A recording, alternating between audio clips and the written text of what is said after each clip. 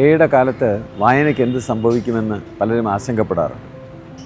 എനിക്കതിനൊരു താരതമ്യം പറയാനുള്ളത്, AI റോബോട്ടുകൾ വന്ന് ഭക്ഷണം പാചകം ചെയ്യുന്ന കാലം വളരെ താമസിയാതെ ഉണ്ടാകും.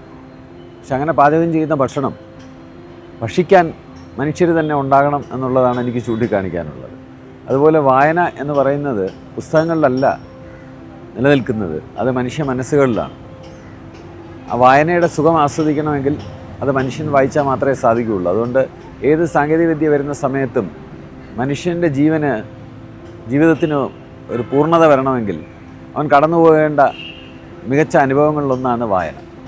എന്നെ സംബന്ധിച്ചിടത്തോളം ഞാൻ ശാസ്ത്രവുമായി ബന്ധപ്പെട്ട പുസ്തകങ്ങളാണ് കൂടുതലും വായിക്കുന്നത്. ഫിക്ഷൻ വായിക്കാറുണ്ടെങ്കിലും എന്നെ വളരെയധികം സ്വാധീനിച്ചിട്ടുള്ള വായനകൾ യുവാൽ ഹരാരി ശാസ്ത്രത്തെക്കുറിച്ച് എഴുതിയിട്ടുള്ളത്, അതുപോലെ ശാസ്ത്രഭാവനയെ വളരെയധികം പ്രോത്സാഹിപ്പിക്കുന്ന വാട്ട് ഈഫ് എന്ന് പറഞ്ഞ പുസ്തക പരമ്പര, ഇതെല്ലാം വായിക്കുമ്പോൾ നമുക്ക് മനസ്സിലാകുന്നത് വായന നമ്മുടെ ലോകത്തെ മനുഷ്യരുടെ മറ്റനേകം മനുഷ്യരുടെ ചിന്തയും നമ്മുടെ ചിന്തയുമായിട്ട് പ്രതിപ്രവർത്തിച്ച് വളരെ സർഗാത്മകമായ നിമിഷങ്ങളും ചിന്തകളും നമ്മളിൽ ഉണ്ടാക്കുന്നു എന്നുള്ളതാണ്.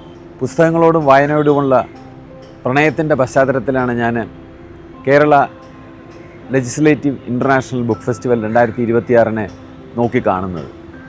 പുസ്തകത്തെ പ്രണയിക്കുന്നവരുടെയും വായനക്കാരുടെയും എഴുത്തുകാരുടെയും എല്ലാവരുടെയും ഒരു സമ്മേളനമായി ഉള്ള ഈ ഉത്സവത്തിന് ഞാൻ കാത്തിരിക്കുന്നു.